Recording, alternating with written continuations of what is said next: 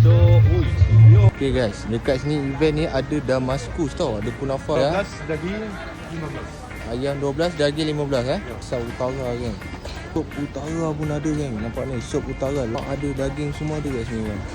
Ni ataupun nak makan dengan sup saja pun boleh. Makanan saja ada tau. Dekat sini pun ada jual minyak wangi, minyak rambut pun ada kat sini. Mainan budak-budak pun ada, baju budak-budak pun ada kat sini kan. Biasalah, perfume paradise. Yang ulu coklat tau. Yang mana peminat-peminat macam coklat tu ataupun air kat sebelah dia pun ada jual air juga tau. Kacang rebus kan, nampak ada kacang rebus.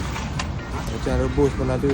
And then dekat sini juga ada kebab dan shawarma. Ting ni dua RM10 je. Sini pun kalau kau nak makan nasi ikan bawal, nasi ikan keli, ayam gepuk, semua ada kat sini. Ni semua menu semua ada bang Semua ada Okey. Crispy pun ada bang Alright, thank you bang. Shabu sukiyaki bang. Nampak tu. Nak shabu-shabu sukiyaki tu kau boleh datang kat sini. Lepas puasa nampak bahan-bahan dia semua dah siap. Kitiau bang Ya. Ini kitiau bak mai man. Ini saya pun minat. Ini mango blender smoothie guys. Kau nampak? Mango macam ni RM8. Tak silap saya macam ni RM8. Itu baby pancake guys. 10 pieces box RM15. Baby pancake ni ada smash burger tau. Nampak tu? Smash burger. Ni semua ada lah ni.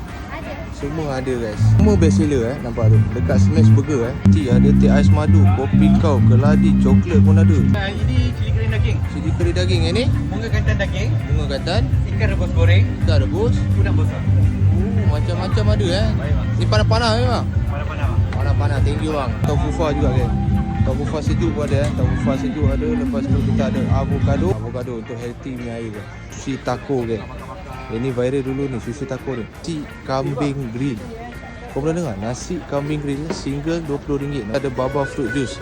Dekat sini macam-macam air ada kan. Saya hijau ni Kim macam mana bang? Dia ada yang 18, ada yang 15.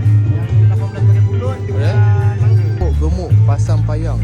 Oh ni keropok dia besar-besar kan gemuk-gemuk Nampak dia tengah goreng ni. Ni goreng baru ni. Terong candy nampak. Macam-macam kat sini.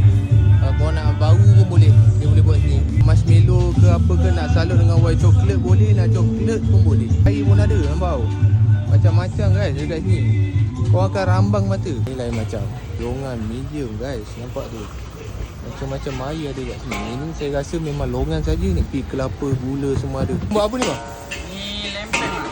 Lempeng Set 2 keping RM6 bang. Sarang burung ada. Kalau kau nak yang telur biasa pun ada. Sosis bakar ke apa ke, jadi korang kena layan.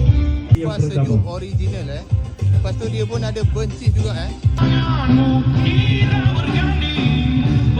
Okay guys, aku merayau-merayau aku baru dapat 2 ni guys. Kat Boombox Festival betul-betul dekat Kid Mall dekat Sungai Buloh, Selangor.